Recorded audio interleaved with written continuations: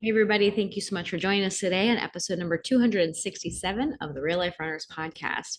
Today we're going to be talking about one of the biggest mistakes we see so many runners making and five of the main signs so that you can tell if you might be making this mistake and not even realizing it. So if that sounds interesting, stay tuned. Right. This is a good one. It's a big mistake.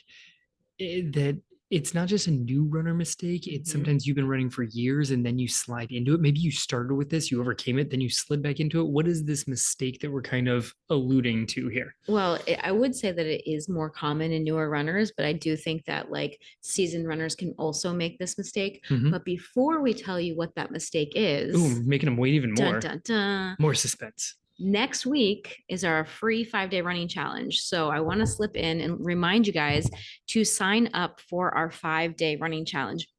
Even if you have never done one of our challenges before, well, I should say, especially if you've never done one of our challenges before, but even if you have done one of our challenges before, we would still encourage you to sign up because we change things up a little bit each time to make it better. We take feedback based on past challenges and try to make it more relevant, more applicable, more useful to you. And if you're like, yeah, but it's free, like, so how good could it be?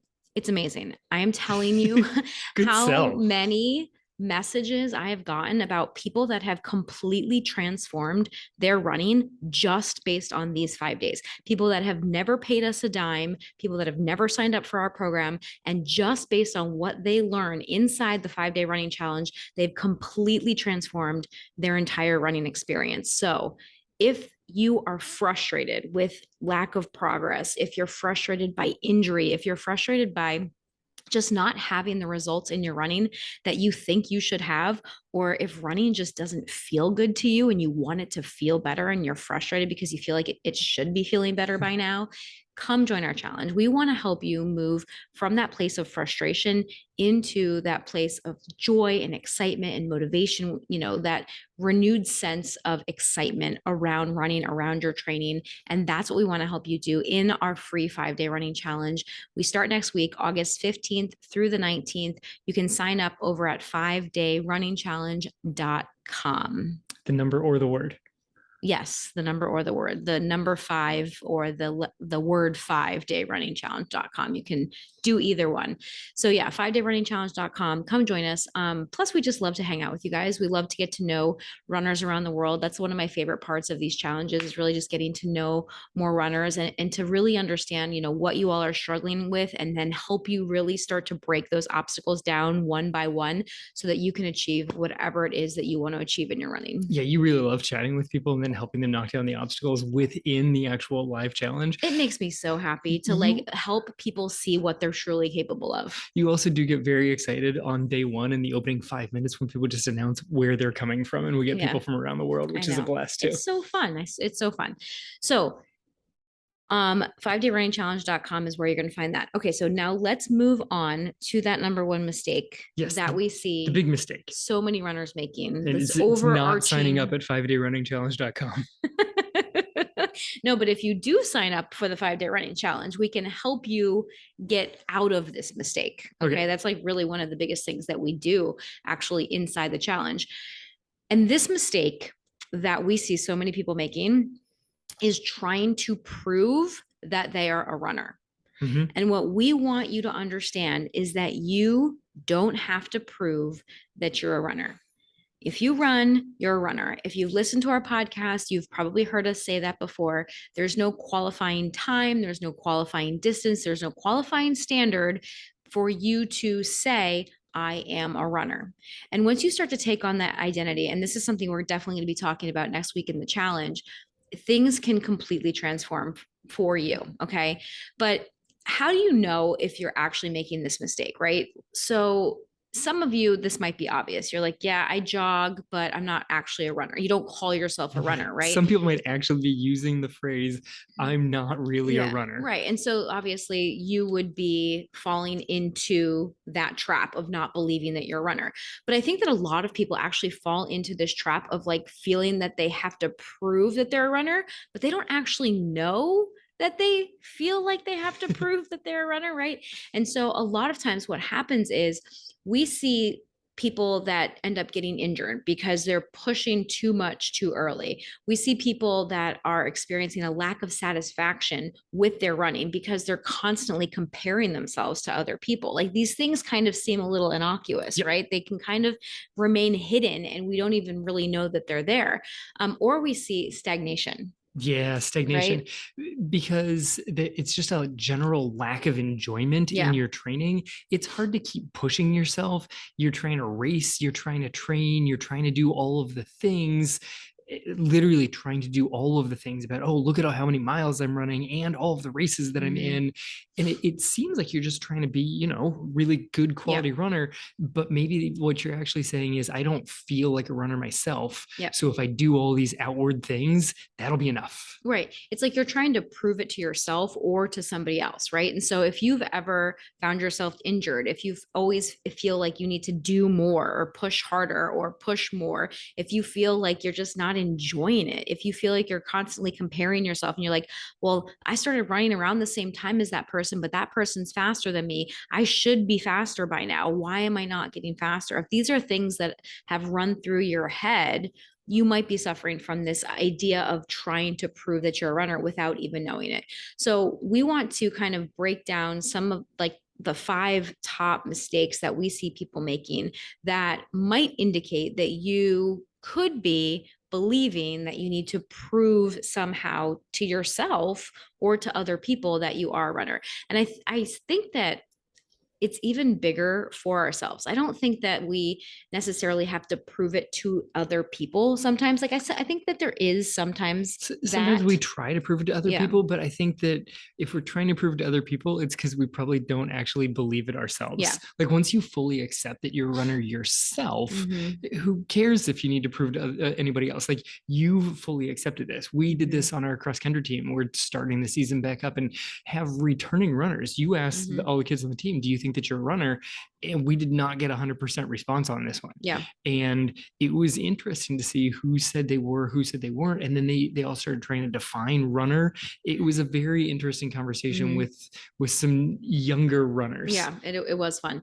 So let's get into the first mistake that we see a lot of people making. Okay. So one of the big mistakes that we see a lot of runners, especially new runners making, but really any experience level, is race hopping or signing up for a race before you're actually ready, just so you can check off that box. Mm-hmm. Yeah, race hopping of, if I'm not racing, then I'm not really a runner. Yeah. Like I, I ran a race last week, but I better sign up for another one so that the world knows that I'm a runner. Mm-hmm. It's not being satisfied with that race that you had. It's not being satisfied with the training. So you just have to keep signing up for the next race so that you can keep showing other people, look at all the medals I have. Like somehow there's going to be a finish line that you cross Mm-hmm. that instead of the medal, they're actually just going to hand you a plaque that says, congratulations, you're now a runner. There's not, that plaque doesn't exist. It doesn't, but I think that like a lot of us can feel that by putting that bib on our chest, that that's like a sign that we are in fact a runner. Like that's like that outward sign and symbol that we are a runner. And then we take our photos and we get to post them on Instagram and Facebook and show everybody else, yes, indeed, I actually am a runner, right? Because here I am and I have a bib on my chest, right? And I think that it's very common and there's nothing wrong with this. I think that a lot of people do this. I would say most runners do this at some point in their running journey. Of yes, Wouldn't you? yes. So at some point in time, and I mean, I feel like I definitely fell into a lot of these traps. Like I probably have made all of these mistakes that we're going to talk about today. So there's nothing wrong with you if you've made these mistakes. Our point yeah, of this episode is to point them out so that you can be like, "Oh, yeah, I am doing that. Maybe there is this underlying sense that I have something to prove." yeah, And maybe we can help you to start to let that go a little bit because maybe it sooner will. than we did. Because I'm pretty sure I'm 5 for 5 on these also. Yeah. So, but yeah, there is something about putting that number onto your chest that's like, all right, this is the race. And you go out and you run a 5K and that number then didn't suddenly change your feeling that you're a runner. So you're like, well, shoot, now I have to do the 10K. And if the 10K didn't do it, I better sign up for a half marathon. And suddenly the race distances just keep going. Like a longer distance is going to bring you satisfaction. Longer distance is not going to bring you greater satisfaction. It's just going to be more tiring, quite frankly. I mean, it might, right? But it's not actually the distance that's going to do it. It's whatever your thought about that distance is, right? So in your head, you have this idea of what a runner is, or what a real runner is, or what it's going to take for you to actually feel like a runner. And in your head, maybe that is a 5K, maybe it's a 10K, maybe it's a marathon, whatever that distance is in your head, where you are like, yeah, once I finally do that, then I'll be a runner. So it's not actually the distance that proves that you're the runner.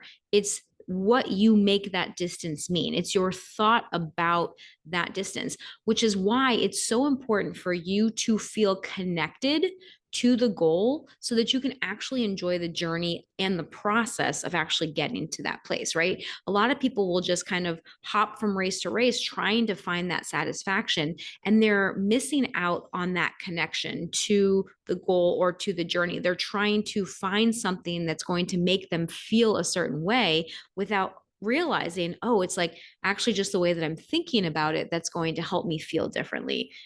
It's not something that I actually have to do. Yeah, I think race hopping is a big way to avoid enjoying the journey because you just keep constantly racing. You don't get to ever like settle into a training cycle.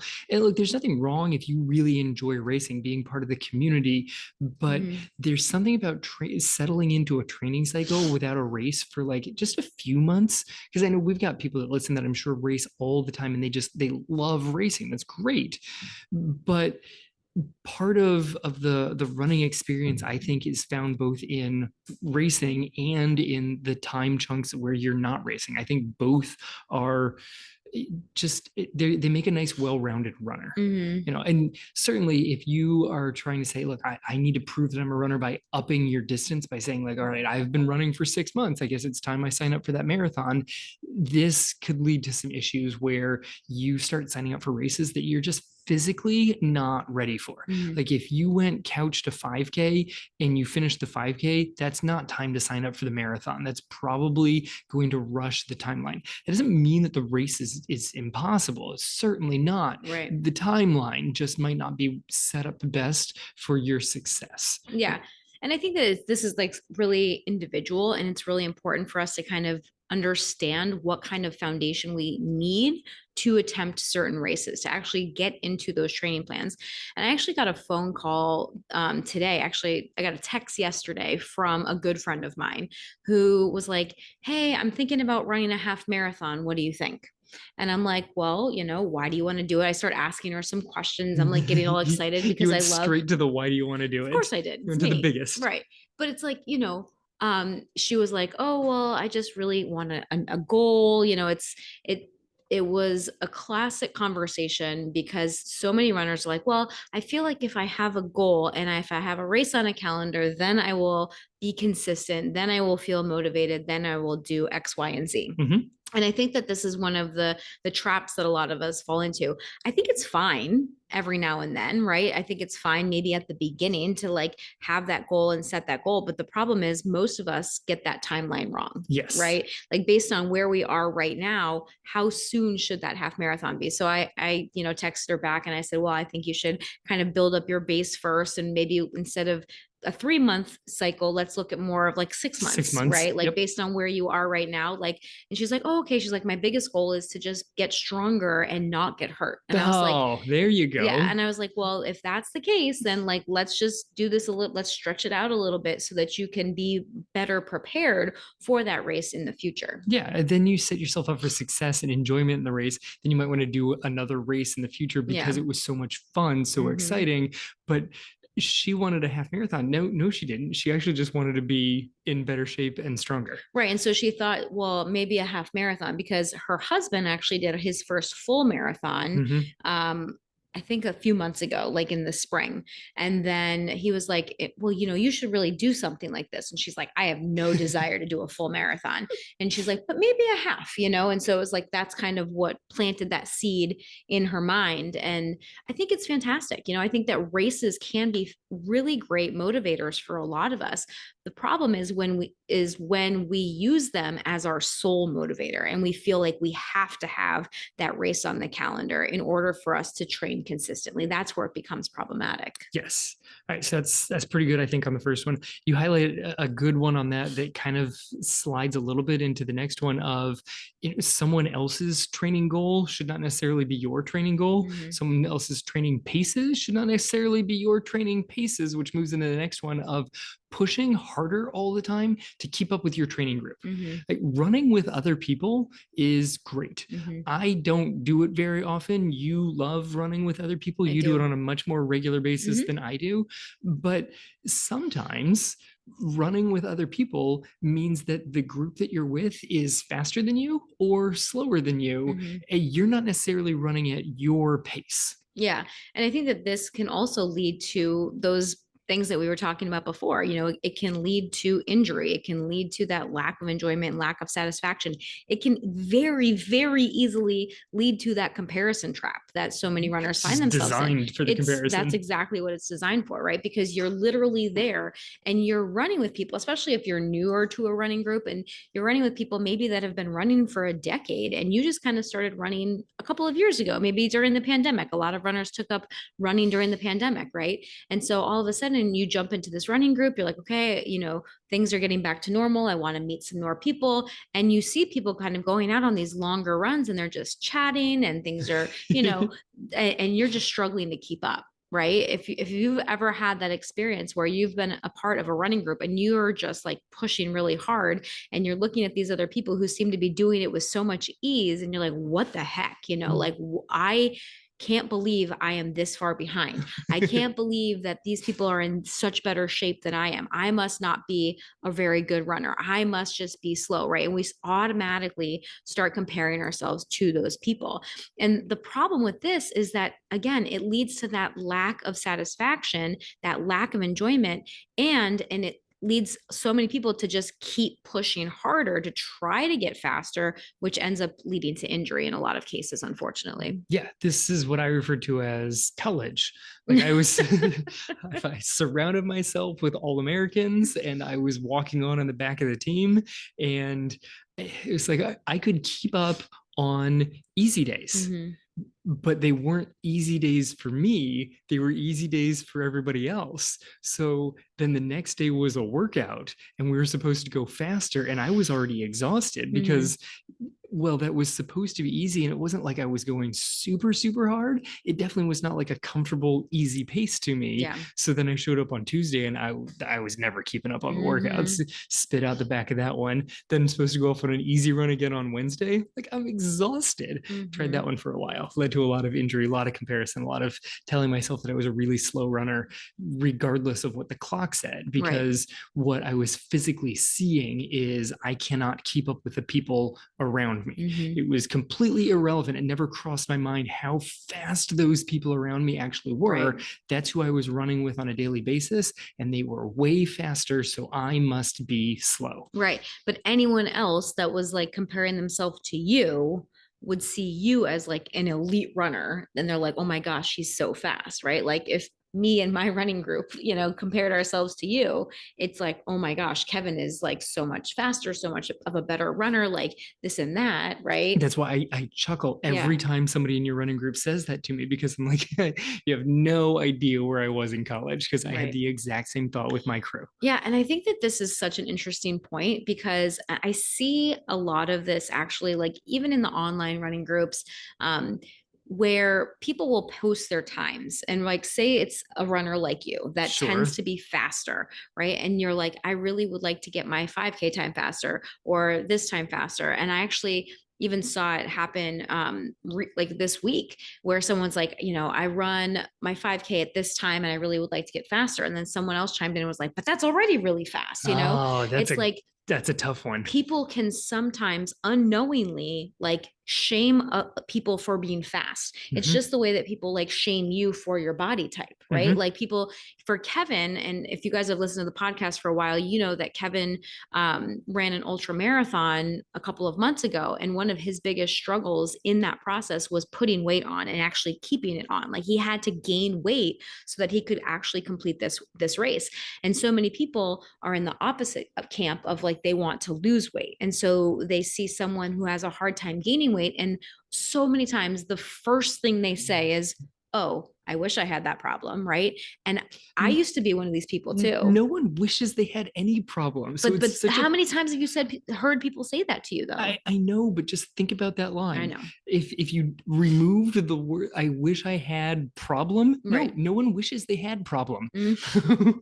Because it's a problem for me, right? Yes. It's a problem for you.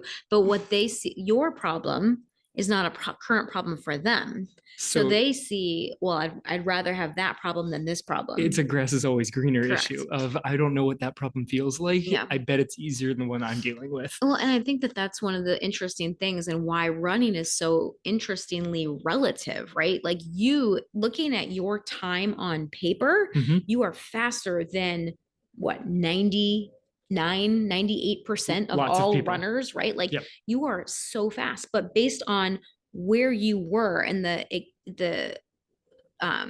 exact environment that you were Like the in, tiny little bubble of all Americans I was surrounding myself with. the tiny bubble of all Americans Division 1 college cross country runners, which is already a tiny pool of people, Yep. right?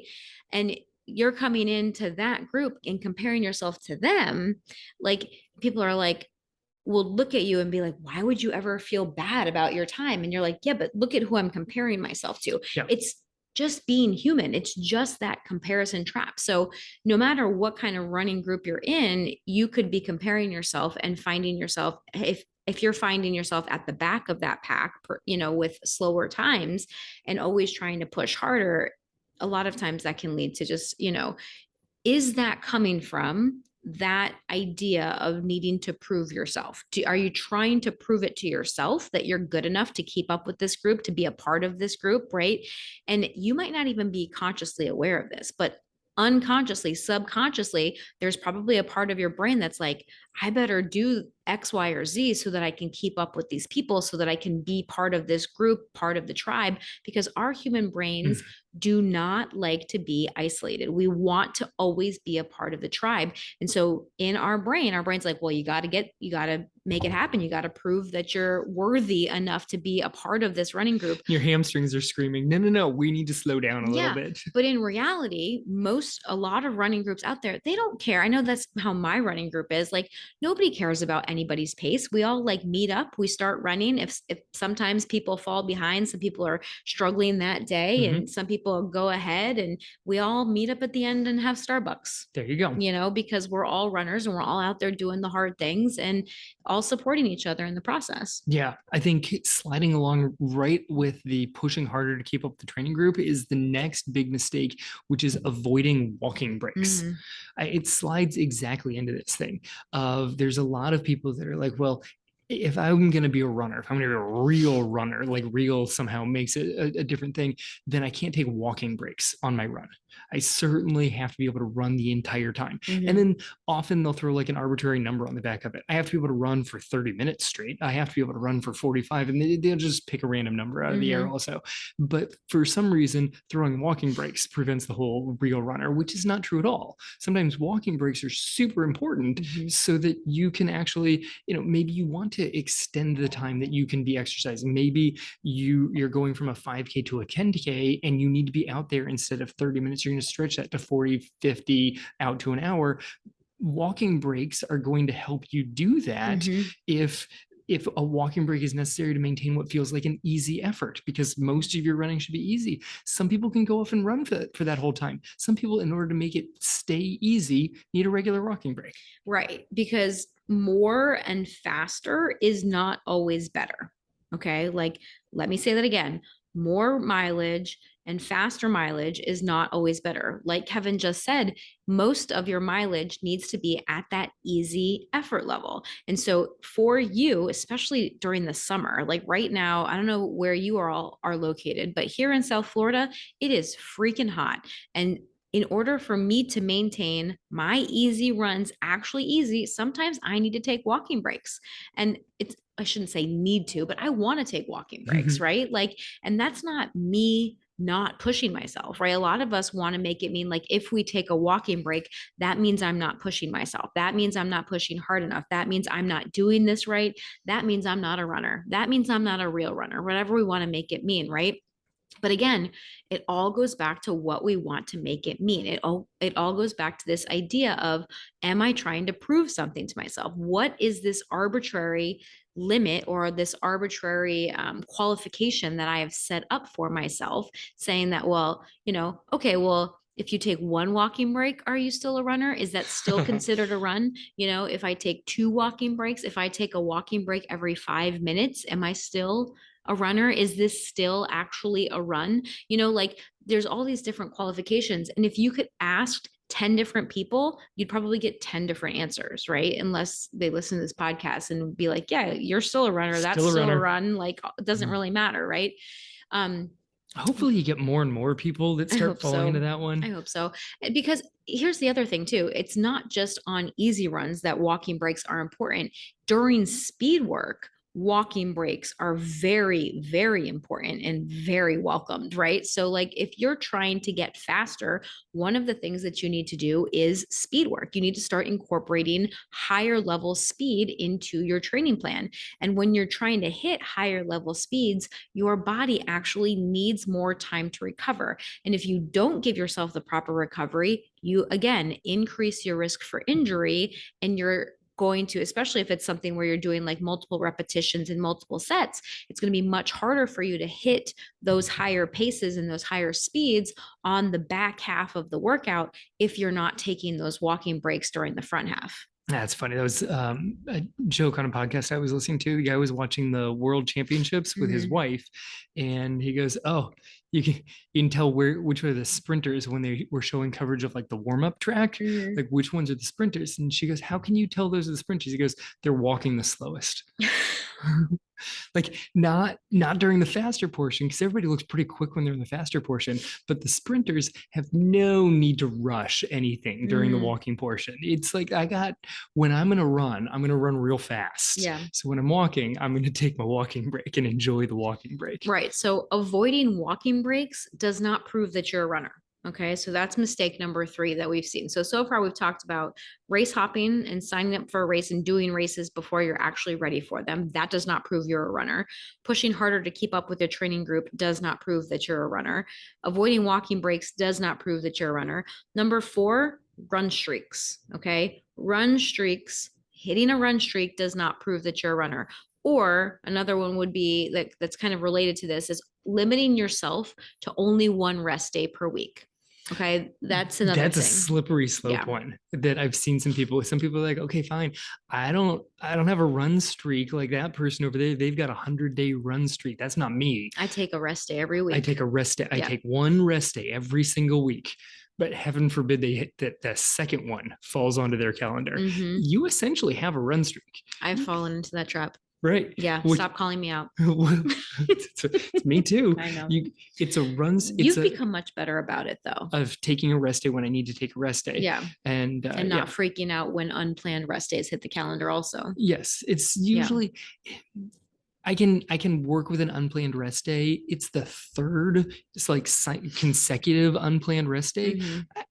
It's not necessarily that I think my training is getting completely derailed, because it's 3 days. You're gonna spring back from that. Your body's actually probably gonna feel amazing off of that one because you didn't work out for the last 3 days. Unless you beat yourself up mentally the entire time. Right. I just get like itchy to get running Right, again. I'm like, right. I miss being out and running and all the things that come Mhm. with that. I miss, all the good, happy chemicals that come from the run. I miss, Yeah, like, there's a lot of positives that come with it. yeah. But I'm less freaking out, like, oh my God, Mhm. I'm completely out of shape because I took 2 days off in a row. No, you're Right. not. You're not actually in terrible shape because you took 2 days off in a row. Right. And so, don't get us wrong. There's nothing inherently wrong with a run streak. We just want you to ask yourself, why am I doing this? Right? Like, what does this run streak mean about me? There are some people that believe that if I don't run every day, I'm going to fall out of the habit. And then, like, I miss one day and that's it. I'm done. Yep. Right. And if that is you needing to run every single day in order to prove to yourself that you're a runner and in order to maintain that consistency. When in reality, consistency is simply a choice. And you, again, get to define what consistency is. So, consistency right now, like if you are the person that needs to be on that run streak, you are defining consistency as I must run every day.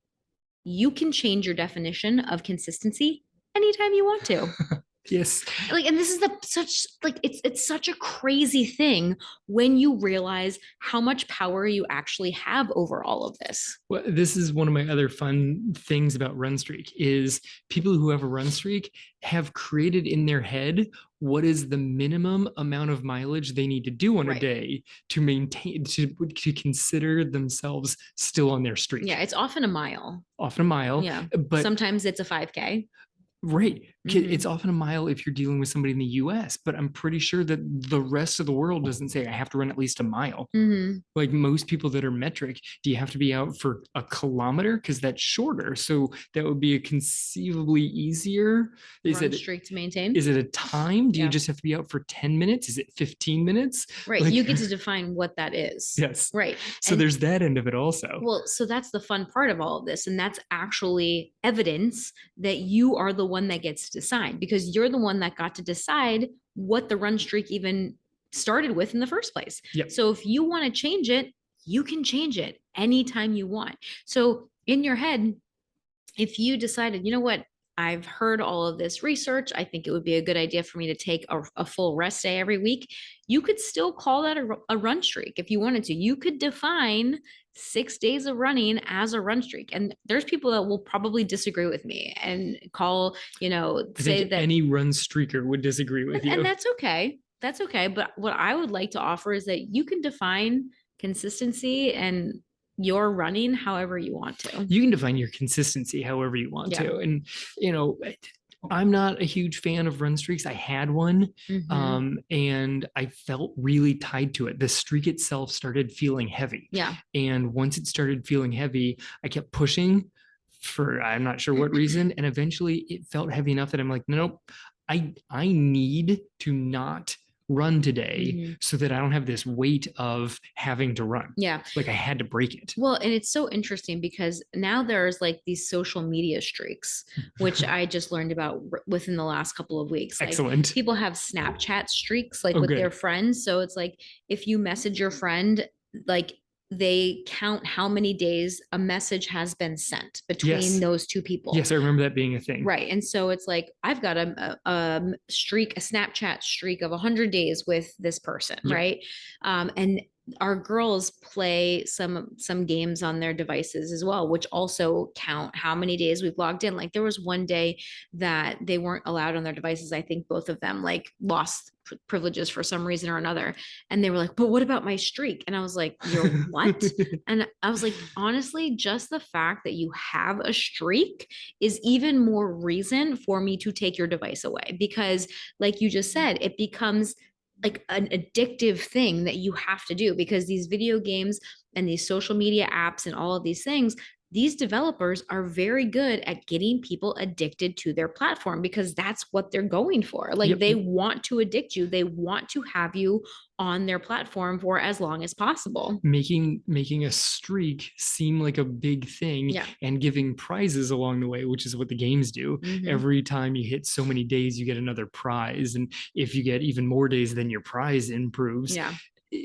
that can also be happening with your run streak. Mhm. And you're giving yourself mental prizes along the way. Maybe you are in fact actually giving yourself rewards that you were able to streak for an entire month, and then you get something for yourself. Mhm. But you're kind of giving power to the run streak. Just make sure that you know why you're doing it, Yeah. and that you never try and run streak through an injury, an illness. Like, if Right. you really should take an off day, take an off day. I mean, there are people that, had COVID and were still trying to run. Yep. Like I saw a lot of that on social media, like, or any sort of illness, like you said. And they're like, well, I still got my mile in. And I'm like, is that the best choice? Like, I'm not going to judge. I don't know. I don't know how bad their symptoms were. I don't know, whatever. But the question it just becomes, is that the best choice for you right now? Like, is that streak becoming something that's actually supporting you as a runner, that's going to actually help you progress and move forward? Or would letting go of that run streak and changing your training up a little bit and giving yourself an extra rest day, would that actually lead to more progress, right? Because a lot of runners are so frustrated because they're not progressing. Well, it's like, well, maybe if you just recovered a little bit more and let go of these things that are no longer serving that new goal of, I want to get faster, I want to be able to progress, I want to run longer, maybe that run streak served its purpose already, right? Maybe we can close the door. That run streak gave you the consistency to get you to where you are right now. We can say thank you to that run streak and then let it go peacefully, right? And then say, okay, now I'm ready to move on to the next step, the next phase of my running journey. And that's going to require me to follow this training plan. And according to this training plan, I should be taking a rest day.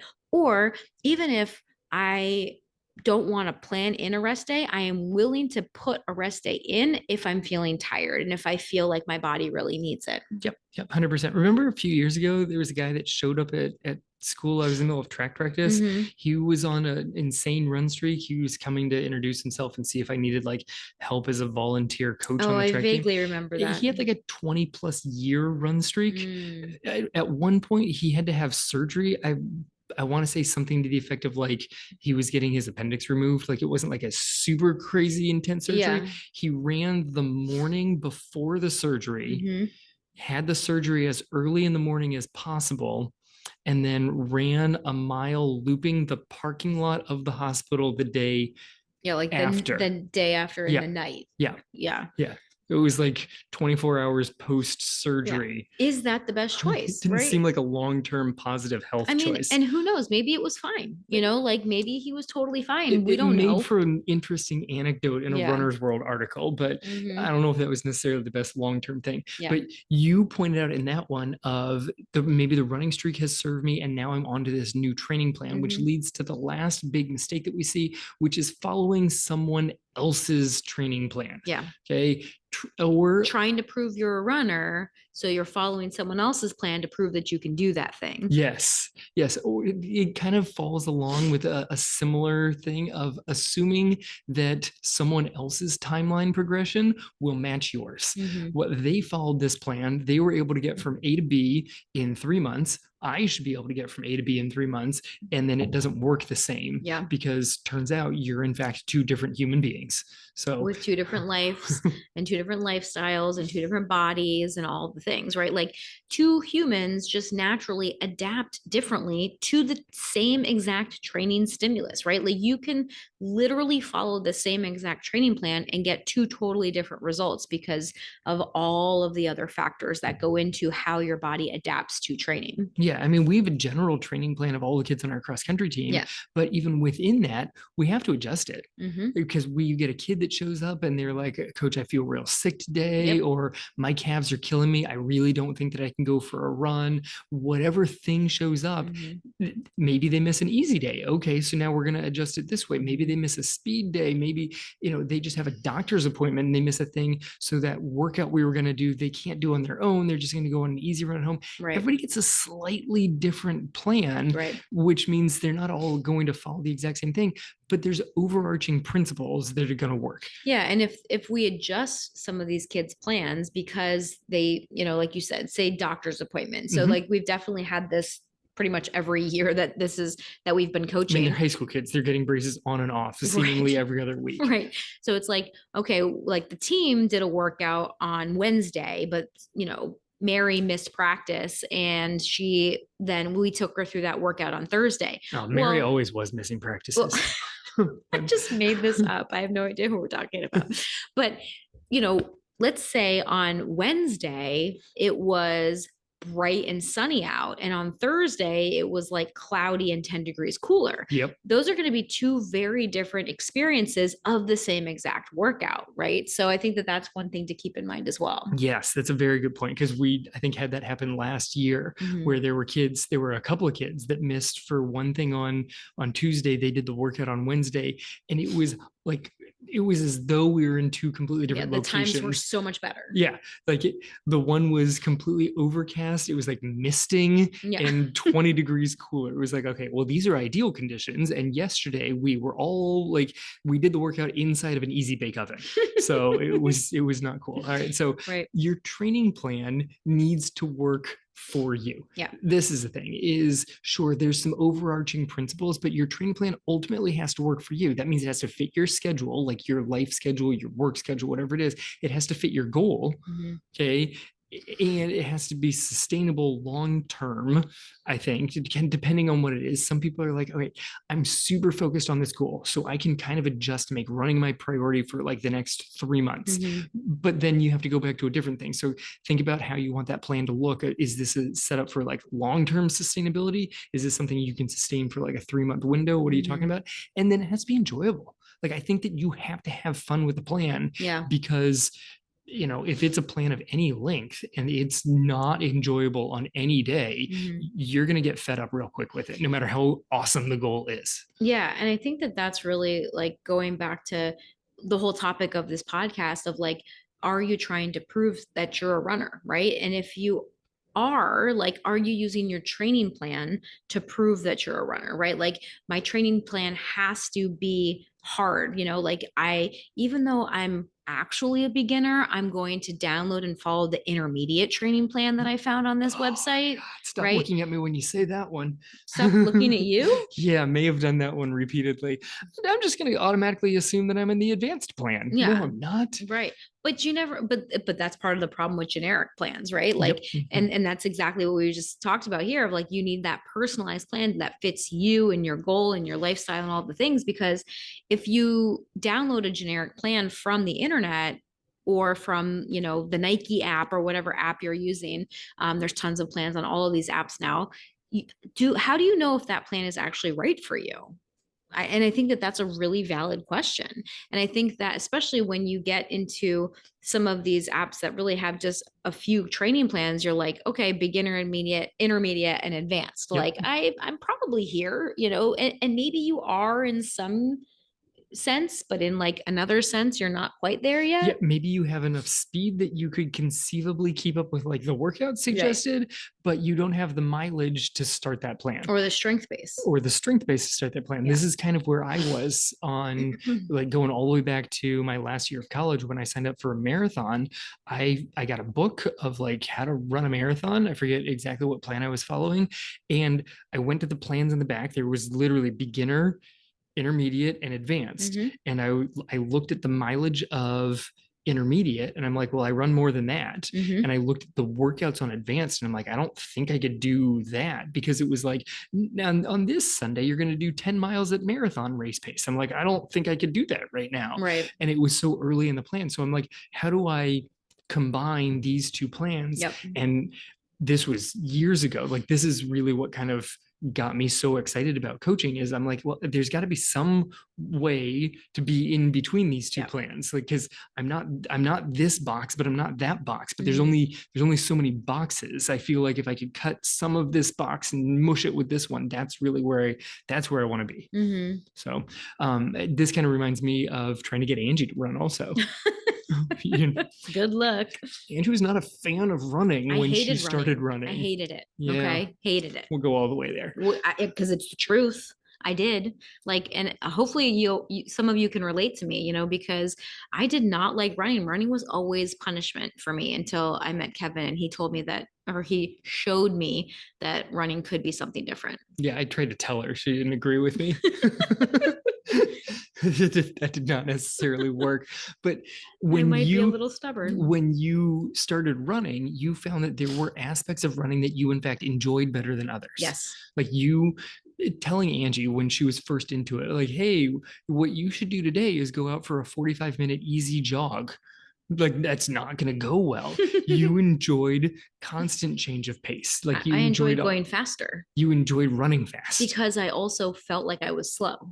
Right. So going back to our topic here of Very good point. trying to prove it, like in my mind, I identified myself. Well, first of all, I definitely did not identify as a runner, but I definitely thought I was slow when I thought of running, like Yeah. I'm slower.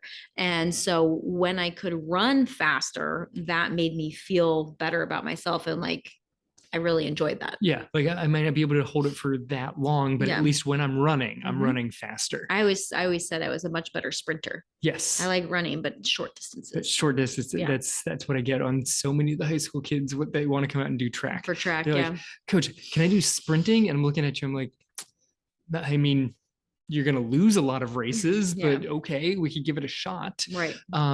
But even now, you've been running for a long time. You still enjoy going faster Mhm. a lot more than I enjoy going faster. Like Mhm. you enjoy workouts at like 3K, 5K pace in a different way than I enjoy those workouts. Yeah, and I've realized lately that I've been ignoring some of those things, which is also be explaining some of the stagnation that I've felt Yeah. with my training recently because I haven't been incorporating some of that higher end speed into my plan.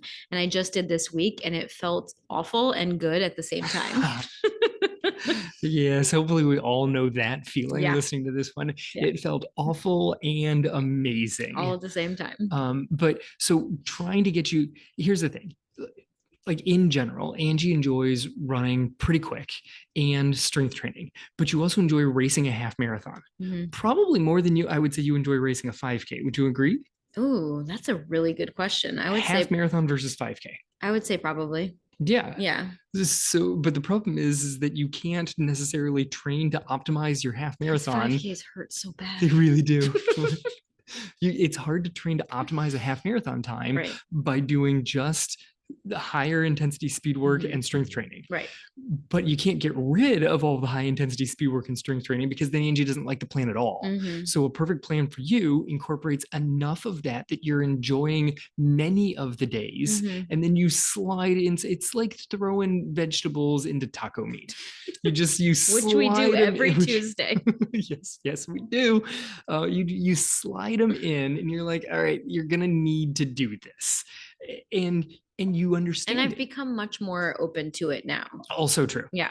And because I understand the point of it, I understand why it's so important. And that's one of the reasons that we love educating runners and really, doing this podcast, because when you understand the why behind it, when you understand the reasoning behind it, it's a lot easier, in my opinion, to actually do the things that you don't really want to do. Well, yeah, and then you don't just have a beginner, intermediate, and advanced box. You can Right. figure out like, what's the point of these workouts? How do I take the ones off of this one that makes sense? How can I take the workouts that I just have fun with Yeah. and continue doing them and still advance towards the goal that I actually want? Yeah.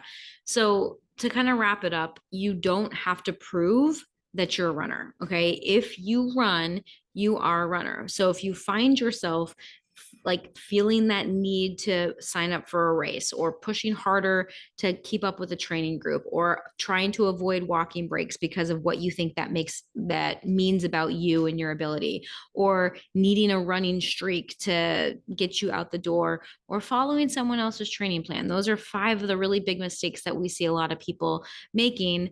Just start to question it, right? Like if any of this episode kind of spoke to you and you're like, oh, that hits a little too hard, that little too close to home right there, just know that nothing you do proves that you're a runner other than going out the door and running. Right. And quite honestly, even if you're not running, like you can still call yourself a runner. You can just choose to be a runner. Like there's a lot of people that say like, oh, well, I'm injured, so I'm not running right now, so I'm not a runner. You're still a runner, right? Like you can still identify as a runner. Maybe you're just taking a break right now. Maybe you're just in a down cycle. Like these professional elite runners that race marathons for a living usually like take 3 to 4 weeks off after like a goal race, like after the Olympics or Mhm. after like a major marathon. Are they not a runner? During that time, like, oh, no, no, they are. And, XYZ. Then, but if you take off that same amount of time, you also don't get to take away your runner status. Yes, If very, you're not very going to good take it point. away from Des Linden, don't take it away from yourself. Good point. Good call. Right. Yeah. That's exactly true. Like there's a reason why most elite marathoners sign up for like 2 or 3, because after they finish one, they take a substantial down Mm-hmm. period. Or they don't run at all. Yeah, I mean it varies from person to person, but Right. there are definitely super elite. They're getting the big giant fancy check at the finish line, Mm-hmm. and then they take the next, I don't know, several weeks off. Ultra marathoner, the guy that just won Western States, at the finish line interview, they're like, what are you doing next?" He goes, "I'm not running for the next month." Yeah, eating a pizza. Like he took a month off. Yeah, Like, that's what a okay. lot of people do. Yeah. Right. So anyway, you guys don't have to prove you're a runner, but hopefully this episode was helpful and maybe helped you identify maybe some of the unconscious ways that you were maybe trying to prove to yourself or to other people that you were. And instead of trying to prove it, you can just start to learn to accept it and just tell yourself that you are indeed a runner because you are. So as always, guys, well, before I get into the outro of the 5dayrunningchallenge.com. there we go. Thank you. Sign up for the 5 Day Running Challenge. And as always, we appreciate you spending this time with us. If you haven't yet, please leave us a rating and a review on iTunes or Spotify. Share this episode with a friend or, on social media. Help us grow the podcast so that we can help and reach more runners. We would so appreciate that. This has been the Real Life Runners Podcast, episode number 267. Now get out there and run your life.